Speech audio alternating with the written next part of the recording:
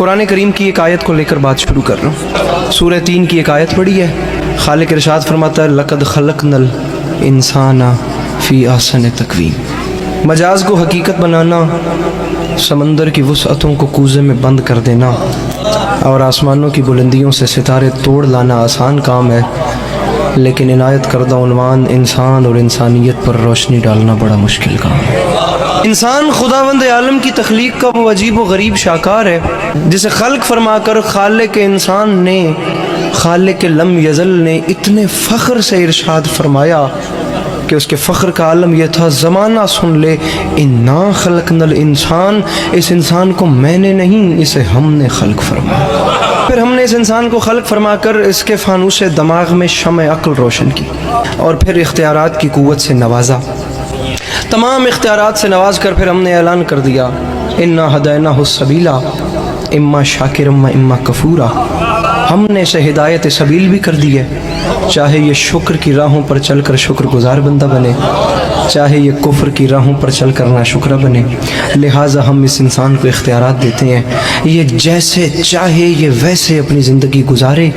ہم بھی ایک دن مقرر کریں گے پھر قیامت کا، اس دن اس سے پوچھیں گے اب بتا کن راہوں پر چل کر ہم تک آئے۔ یہ حضرت انسان، یہ ماؤ تین کا مجموعہ، یہ آب و گل کا سنگم، یہ کچھ پانی اور کچھ مٹی کا پتلا، یہ زمین پہ جال بن کے بچھ گیا، یہ آسمانوں پہ کمندے ڈالنے لگا، زمین اس سے نہ بچی، پہاڑ اس سے نہ بچے، ہوا اس سے نہ بچی، فضا اس سے نہ بچی، سمندر کی ہیبت ناکی کو چیلنج کر کے اس نے اس کی موج سے موج ٹکرا دی، اس نے جو فلک پر اڑتے ہوئے طائروں کو زمین پہ بسمل کر کے پھینک دیا، اس نے حباب کے دل توڑ دیے، اس نے آب رواں کی چادر تباہ کر دی، اس نے کارے دریا میں چھپے ہوئے صدف کو لا کر سطح آب پہ بے آبرو کر دیا، یہ لوہے کو آکاش پہ اڑا رہا ہے، یہ موتی کی آبرو کو بچا رہا ہے، یہ دانے کو دھرتی سے اٹھا رہا ہے، یہ ذرے کا جگر چیر کے اس میں سے ایٹم نکال رہا ہے، یہ زمین کو ناقابل رہائش سمجھ کر چاند ستاروں پہ ڈیرے ڈالنے جا رہا ہے۔ فرشتوں میں ایک ہلچل سی مچ گئی ہے جس میں جبرائیل ارشاد فرما رہا ہے فرشتوں ہوشیار، یہ جنت سے نکالا ہوا پھر واپس آ رہا ہے۔ آپ دیکھیں کہ انسان کے پاس کس چیز کی کمی ہے۔ اس کے پاس کھانے کے لیے بے مثال خوراکیں ہیں، پہننے کے لیے نو بنو پوشاکیں ہیں، اس کے پاس بادہ گلفام بھی ہے اور جادہ آرام بھی، تمام تر چیزیں اس ترقی یافتہ انسان کے پاس ہیں، بس سچی خوشی اس کے پاس نہیں ہے۔ ہر چیز اس کے پاس ہے، لیکن آج کا ترقی یافتہ انسان چیخ اٹھتا ہے کہ بالآخر مجھے چین کیوں نہیں ملتا، مجھے سکون کیوں نہیں ملتا۔ تم ٹھیک کہتے ہو تمہیں چین نہیں ملتا، تم ٹھیک کہتے ہو تمہیں سکون نہیں ملتا، تم ٹھیک کہتے ہو تمہیں اطمینان نہیں ملتا، وہ اس لیے کہ ہمیں ان دولت قدوں میں انسان نہیں ملتا، طریقت قدوں میں قرآن نہیں ملتا، مسجدوں میں دہشت گردی ہے، ذکر رحمان نہیں ملتا۔ ملے بھی تو کیسے ملے؟ کیونکہ مردوں میں رسول کا طریقہ نہ رہا اور عورتوں میں حسین کی ماں کا سلیقہ نہ رہا۔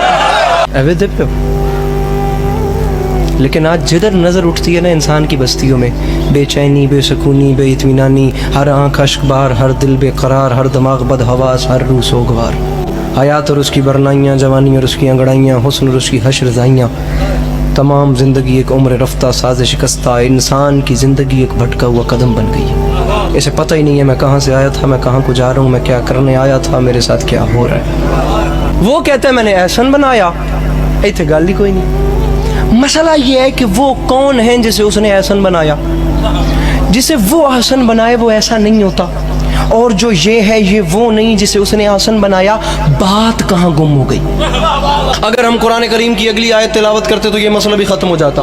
وہ خالق فرماتا ہے لقد خلقنا الانسان فی احسن تقویم، پھر فرماتا ہے ثم رددناہ اسفل سافلین، پہلے ہم نے احسن بنایا، پھر ثم رددناہ، پھر پلٹا کر اسفل سافلین، بدترین شکل میں پیش کیا۔ نہ اس کے اچھے ہونے کی کوئی حد ہے، نہ اس کے برے ہونے کی کوئی حد ہے۔ ہم تمہیں دنیا والوں دونوں صورتیں دکھاتے ہیں، یہ اچھا بھی بہت اچھا ہے، یہ برا بھی بہت برا ہے۔ خدا کی قسم جب یہ برا ہوتا ہے نا، جب یہ برا ہو جائے تو حیوان اس سے شرمانے لگتے ہیں، پرندے اس سے گھبرانے لگتے ہیں، جانور کو اس سے خوف آنے لگتا ہے۔ کھڑے ہو کے بندہ سوال کرے علی عباس عسکری انسان سے حیوان کیوں شرماتے ہیں؟ میں تجھے بتاؤں، انسان سے حیوان اس لیے شرماتے ہیں، شیر درندہ ہے لیکن شیروں کے لیے نہیں، چیتا صفاق ہے لیکن چیتوں کے لیے نہیں، بھیڑیا خون آشام ہے لیکن بھیڑیوں کے لیے نہیں، سانپ زہریلا ہے لیکن سانپوں کے لیے نہیں زہریلا۔